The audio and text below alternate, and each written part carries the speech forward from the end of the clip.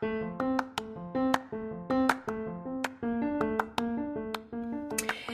everybody, and welcome to season 2 of the All About Everest podcast. And I'm your host, Pauline Reynolds Nuttall. On this podcast, you can get anything and everything about Mount Everest, including interviews, book recommendations, tips, updates, and a whole lot more. So, welcome to the spring 2023 Everest climbing season. And here we go. Hey there, and welcome to the All About Everest podcast. And today's episode is a topic that I have talked about before, the 1996 Everest disaster. It was one of the first 10 episodes that I first recorded back in January and February of 2022. And I decided that it would be something fun to kind of go over again. My opinions have changed a little bit. I have a lot more insight. And so I decided that it would just be an interesting topic to go back over. So that is the topic of today's episode. Just some quick housekeeping before I get into the main topic. The first thing is I do have some interviews scheduled, but they're scheduled a little bit far out. Part of it is because it's the end of the summer. There's a lot of stuff that I have to get done. And so I don't have the time to really schedule those interviews. And it's really hard with conflicting schedules and trying to figure out like time zones and things like that. I don't mind getting up at 2 a.m. or even staying up until 2 a.m. to record the podcast. It's just finding the right moment for it because I do work a full-time job throughout the week, which my workflow is kind of changing a little bit. And that's the other reason why I may not have any more interviews until mid-September. The other thing I wanted to bring up was I love that you guys leave reviews. We're about to hit 50,000 downloads, and it's thanks to you guys, the listeners. There's so many of you that follow this podcast, and what I would really love is if you guys would leave me reviews. Because it seems that even though I have thousands of followers, the only ones who leave reviews are like the one who left the 2-star review because I say mountain, not mountain. And so I would really love it if you guys could go into Apple Podcasts, leave me a great review if that's how you feel. Again, I love that you guys listen every week, about to hit 50,000 downloads, and I'm stoked. It just makes me feel good about continuing to do what I'm doing, and I know that there are so many of you that love it. So thank you for sticking with me for, gosh, it'll be 2 years in January. Speaking of listeners and reviews, I can't remember where it was left, but there was a review left. I think it was on Apple Podcasts Australia, which you can't see all of the reviews that are left from all over the world. It depends on where you're at.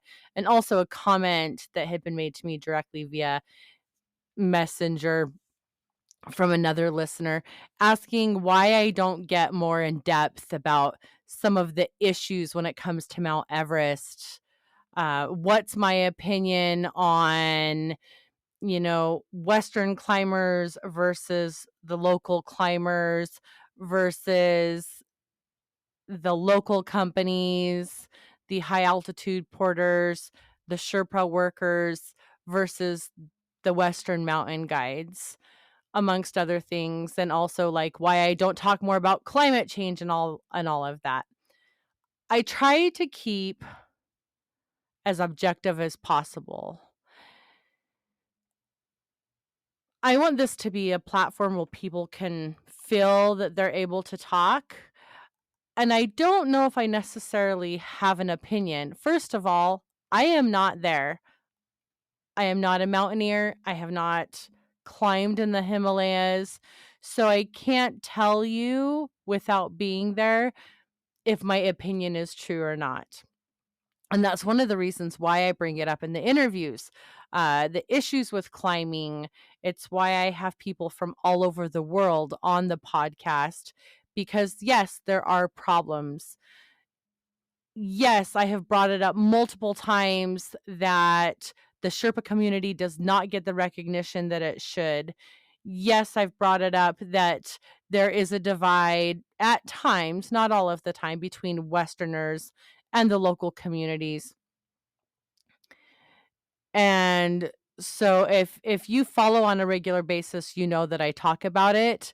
Am I super vocal about it and am I in your face about it? No, because again, I try to be objective, but also I don't feel that my opinion when it comes to that, not that it doesn't matter, but I don't think I have enough experience and done enough research, and I am not there in the midst of it. So that's just to justify that. But again, it's brought up. If you listen to interviews, if you've been listening to this podcast from the very beginning, all of those things are brought up either by myself or the people that I interview.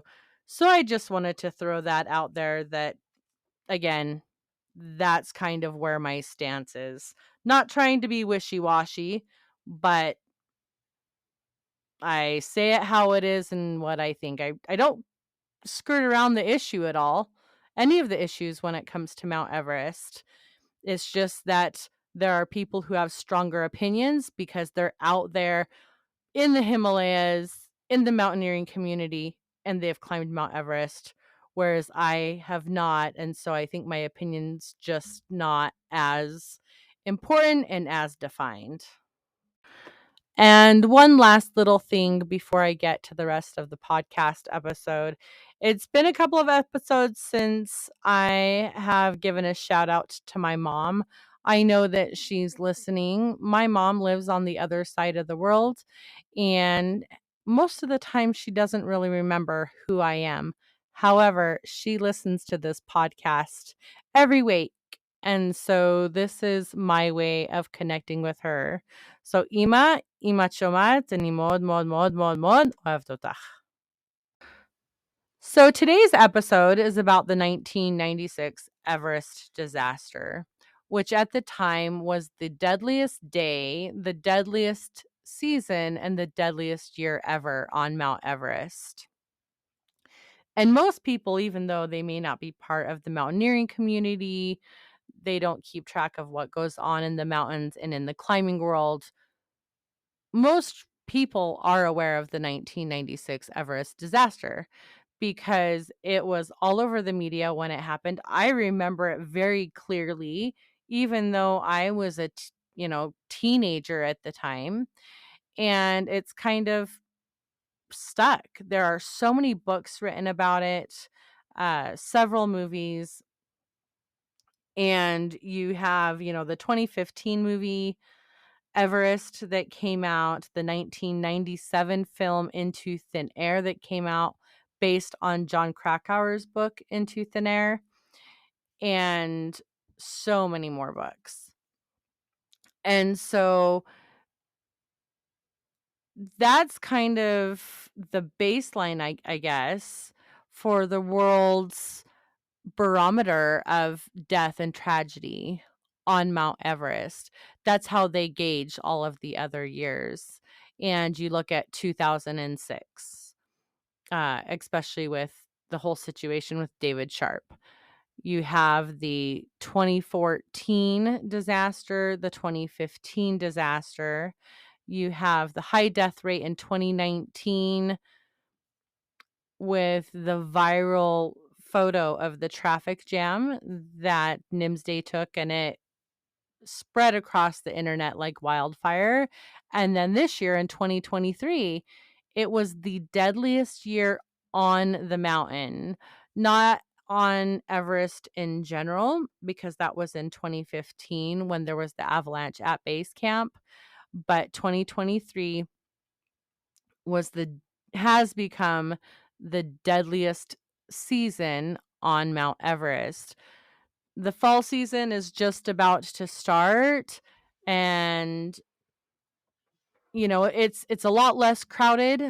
It's smaller, more intimate groups.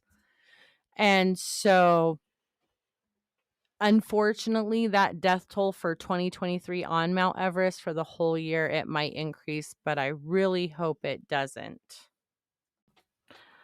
I just want to remind everybody, but that these are my opinions, these are my thoughts. They're not anybody else's, and they're strictly my own. I've been thinking a lot about the 1996 Everest disaster lately.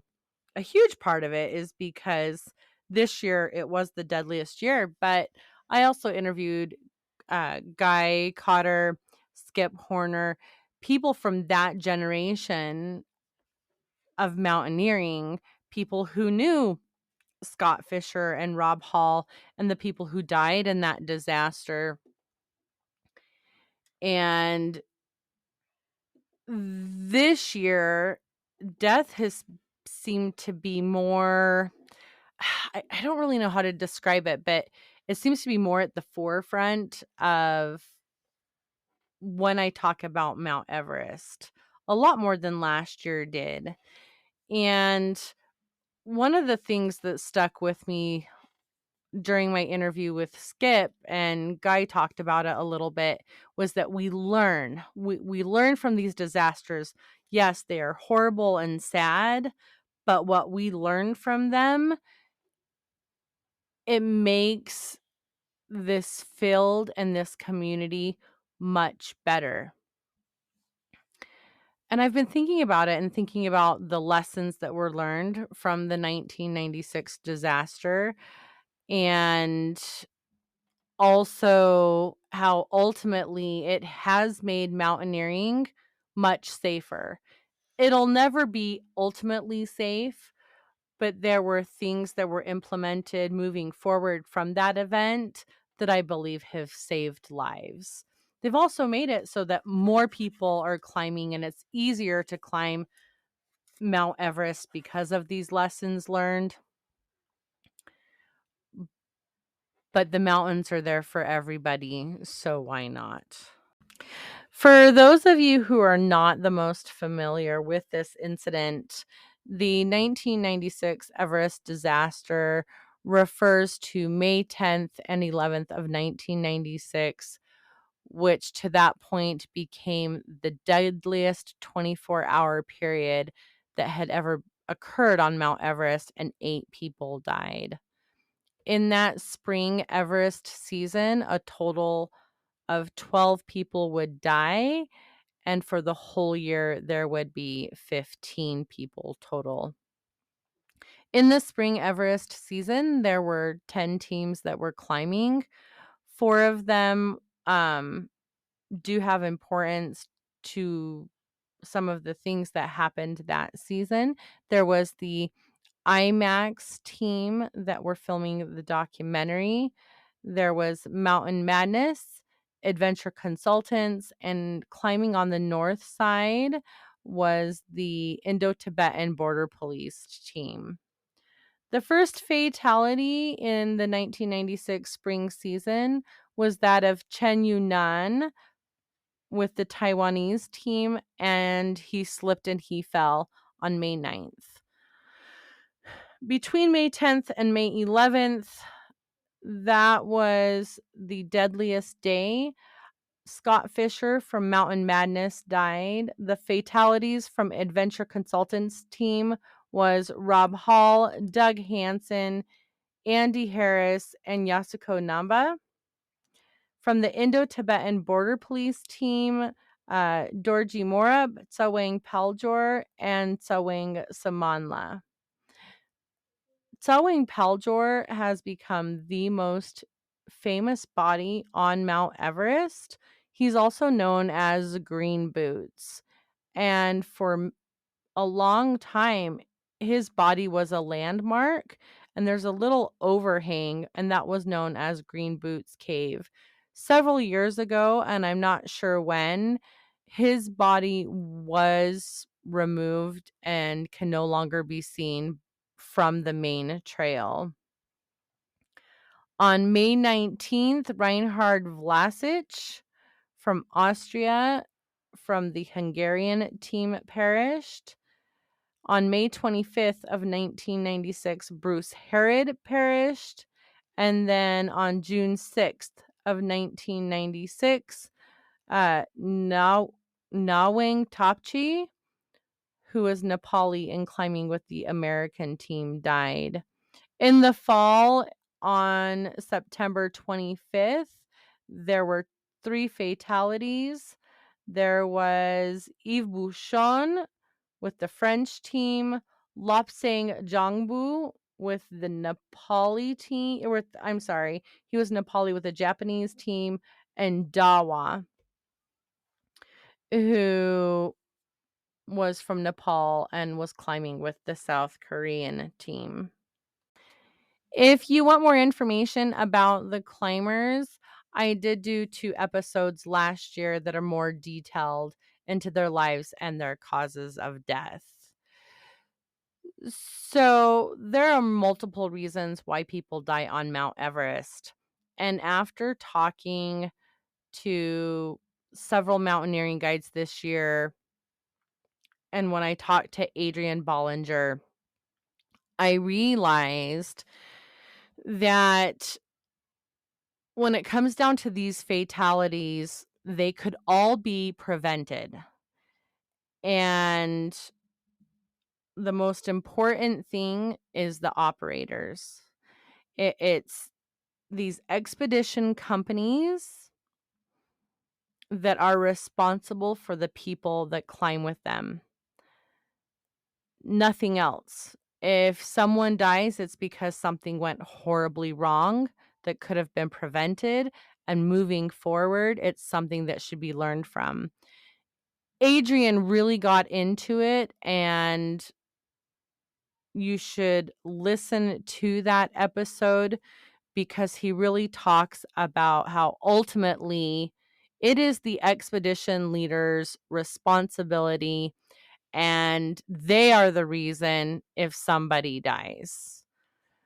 So, not that I want to blame anyone or I'm pointing fingers, but ultimately, they're the ones that decide what the equipment is. They decide who goes, who stays. They decide, what experience you need to have when you're climbing these mountains.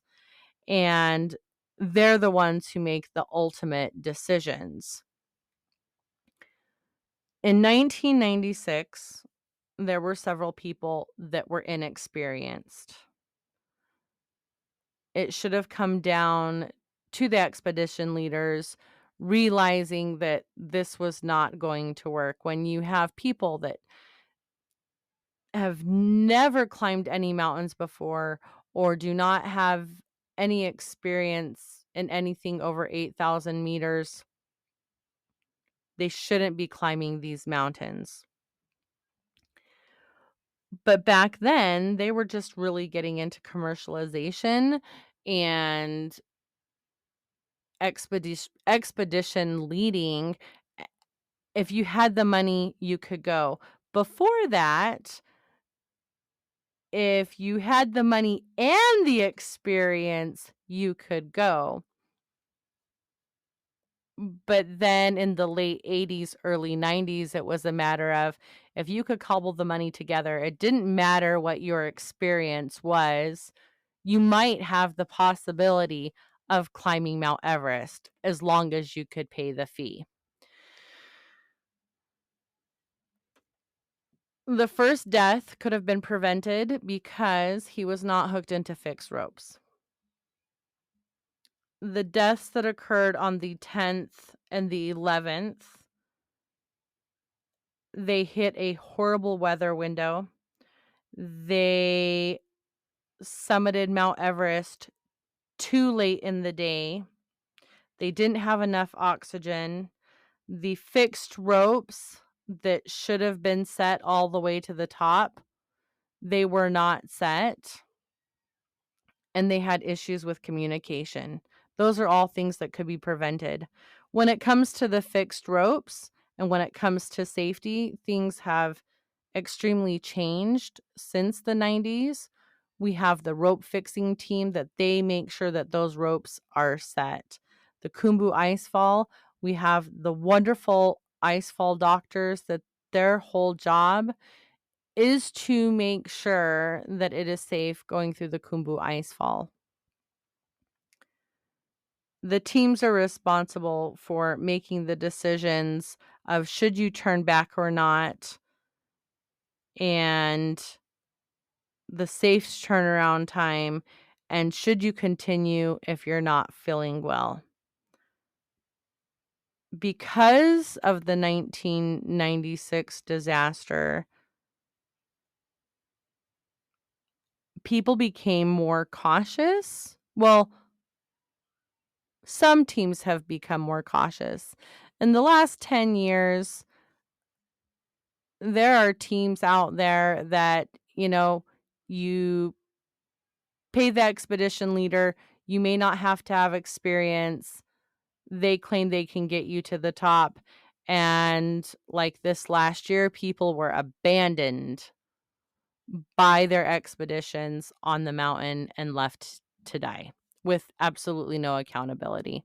But back in 1996, that wasn't the problem. It was they were still trying to figure it out, and it was kind of a domino effect. One of the other controversial deaths that year that not very many people talk about it, and it kind of annoys me, was the death of Bruce Harrod. He was with the South African team, and that whole story is crazy. They had an expedition leader who put together a South African team. These people had no experience. They're from Africa. It's a hot climate. Um, and the leader didn't really have experience either. Bruce Harrod, if he had had a better expedition leader and an experienced team, I truly believe he would not have died. It is that whole story is full of deceit. It's full of lies and manipulation, and that team should never have set foot on the mountain. It was, in my opinion, Ian Woodall was essentially trying to gain notoriety and become a celebrity and tried to fund his own dream by taking advantage of other people. Bruce Harrod did not need to die. And that whole thing should be an example of, if you're paying someone to help get you to the top, they should have enough experience and enough education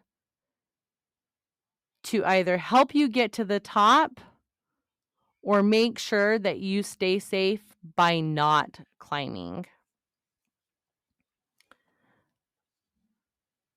So when people say I don't have an opinion, I surely do, especially when it comes to the South African team that year. A lot of things have been learned since then, and it's great that it's been turned into a learning experience. It's sad that all of those people died, but it has helped so many people moving forward become safer and able to take care of their clients.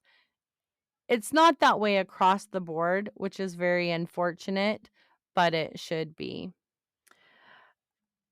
Some of the books, if you're interested in reading any of the books about the 1996 Everest disaster, there's Into Thin Air by John Krakauer, The Climb by Anatoly Bukreev, A Day to Die For by Graham Radcliffe, Left for Dead by Beck Weathers, After the Wind by Lou Kosicki, I never say his name right.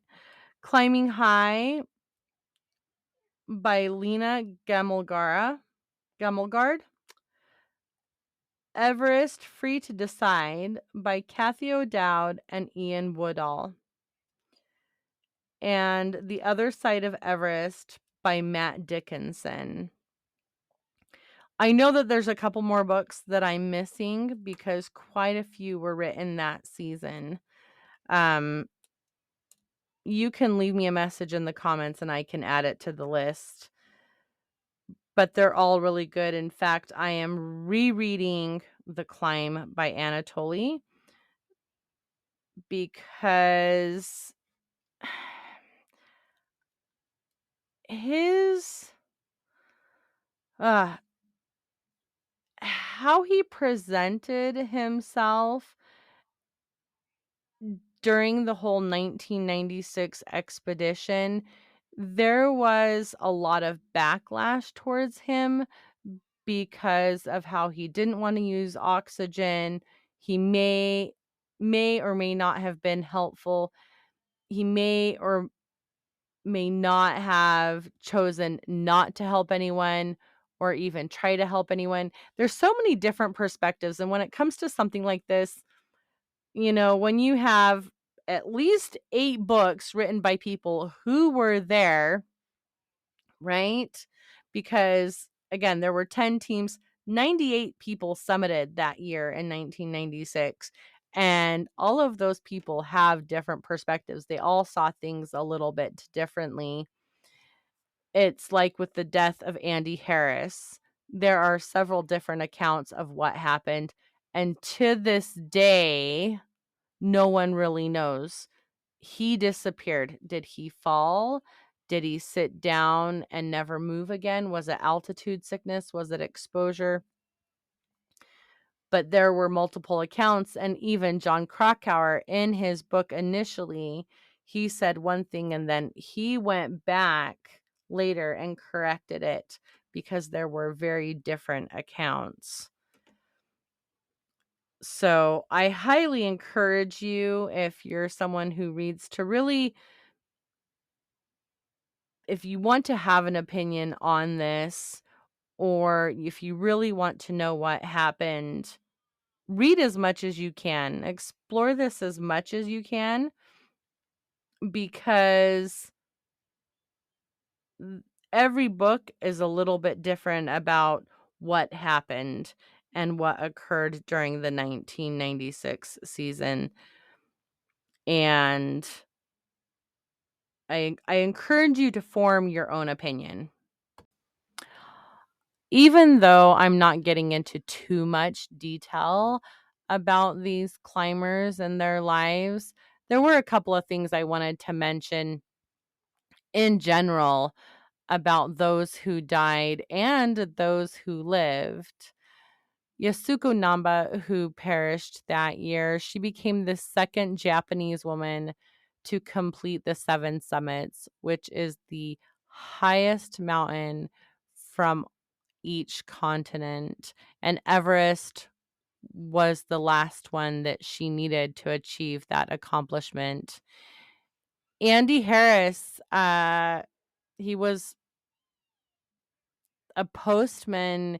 There was a group of kids at his local school that had helped collect money so that he could climb, and he perished. John Krakauer. When people think about the 1996 Everest disaster, they often think about John Krakauer, who is a reporter. And at the time, he was working for Outside Magazine. I believe it was Outside Online. If I need to, I can make a correction later. And he later wrote about it. Beck Weathers, he lost both of his hands and his face to frostbite. He was left for dead. And that is literally the title of his book. He was left with Yasuko, and they thought he was just too far gone to help him, and yet he survived. Scott Fisher, the owner of Mountain Madness, who was just known for his vitality and his love of life. And of course, you have Rob Hall, who was the owner of Mountain Madness. He'd lost his business partner, I think it was less than a year prior, to a mountaineering incident, and he died while helping Doug Hansen down the mountain. These people were people. They had people that loved them. They had lives outside of climbing Mount Everest and the mountaineering community. And since the death of Noel Hanna this year, I've realized how much those deaths have a ripple effect, that they kind of spread out. And it starts with those in the immediate vicinity, and then it just kind of spiders out like a web. And the best example of that in this case is the death of Rob Hall, because it affected so many people in the mountaineering community.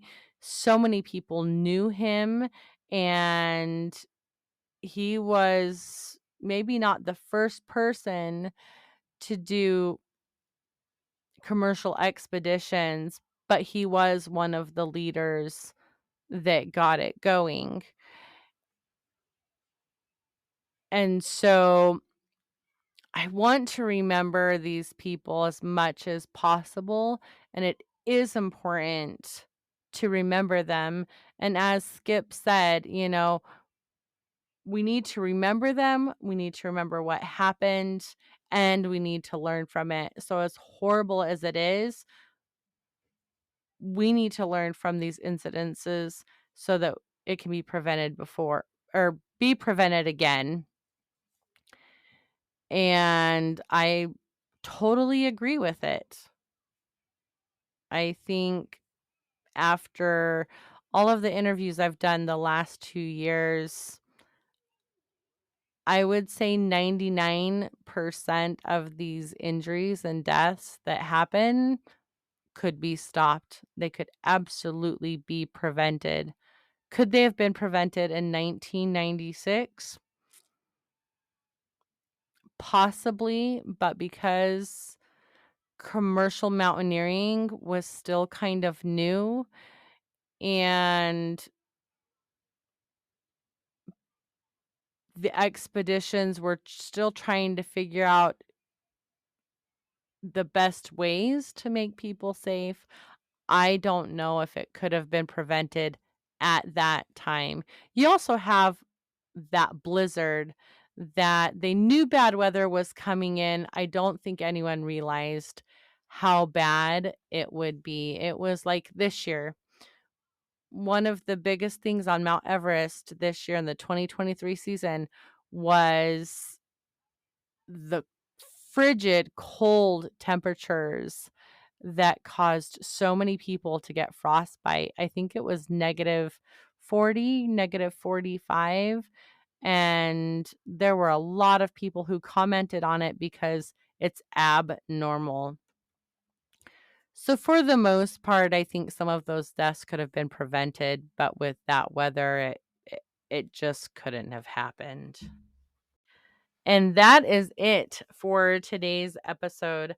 I will include a list of all of these books specifically for the 1996 Everest disaster. I'll throw that together this weekend and include it in the show notes.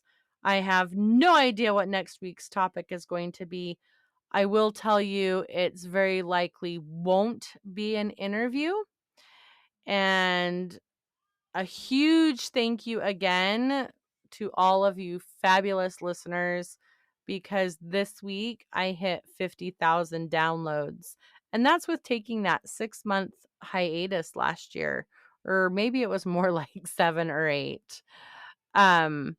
But you guys are fabulous. You are wonderful. If there is a specific topic that you want me to cover, if there's someone that you want me to reach out to to get on the pod, go ahead and let me know. You can leave me a message on Spotify, social media, or you can email me. I always list my email in the podcast description. Everybody have a good rest of your week and climb your own climb.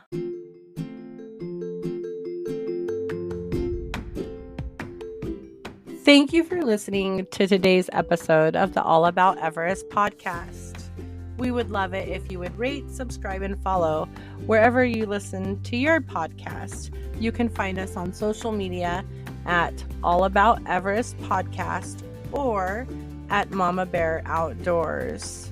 You can support our podcast by subscribing to our Patreon or by buying us a coffee. Until next time.